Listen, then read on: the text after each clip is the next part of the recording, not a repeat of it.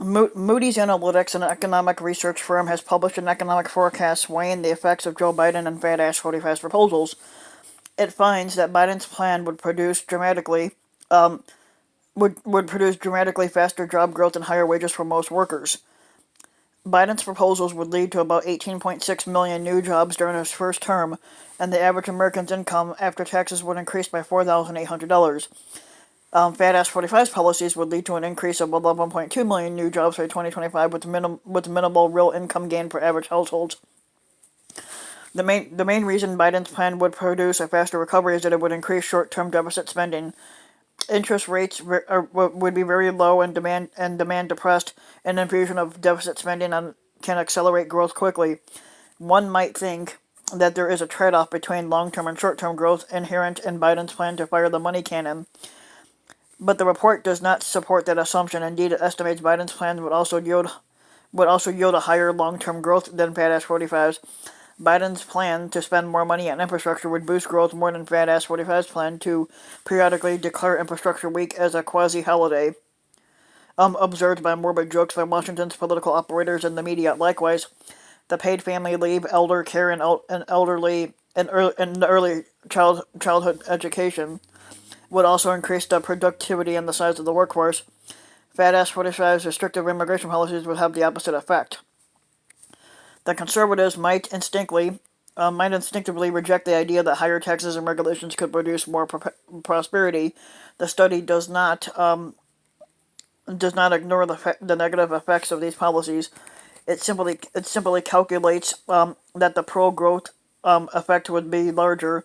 The benefits to long-term growth will more than offset the economic costs and the higher marginal corporate and personal tax rates under his plan that reduced the incentives to save, invest, and work. The incentives to work and save from the larger social benefits and the higher federal minimum wage would be phased in over a long enough period to mitigate much of its negative effects on jobs.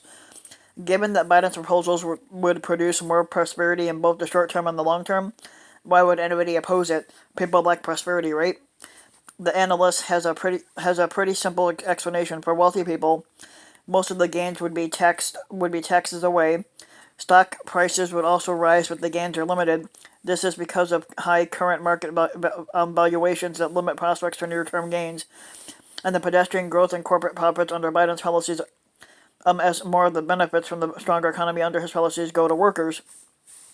Biden's plan combines short-term stimulus to goose the recovery with long-term social spending. The latter is offset by a pretty big tax hike on the rich and owners of businesses, and Moody's does not go into detail, but an analyst by the Tax Policy Center earlier this year modeled how big the hit would be for the very productive rich. Obviously, the richest 1% aren't a huge share of the population, roughly only 1% in fact. But they do have an outsized influence in the Republican policy, which has for decades made reducing the tax burden of the very affluent its preeminent policy goal.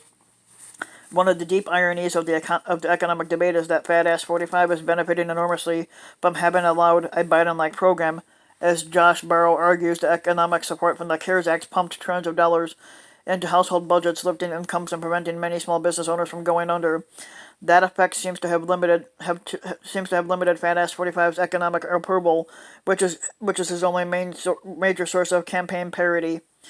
Fat Ass 45 in turn is claiming that he can restore prosperity by applying his social deal-making magic, and a fair number of voters believe it. But the reason they believe it is that he signed a huge spending bill, mostly designed by Nancy Pelosi's Democrats. To an extent, enough Republicans have themselves fallen for his delusion and are quibbling over negotiations rather than accepting the second massive stimulus bill the House passed.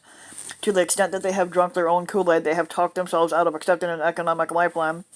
If Biden does win, it hardly guarantees the passage of his agenda. Even a Democratic Senate majority might balk at passing his plans, especially if Senate traditionalists allow the filibuster to strangle his agenda. But Moody's Analytics is telling them that if they decide to govern, they will be awarded by rapid economic recovery. Whatever backlash they think will suffer from filibuster nostalgics would surely be overwhelmed by the updraft of a rapid recovery.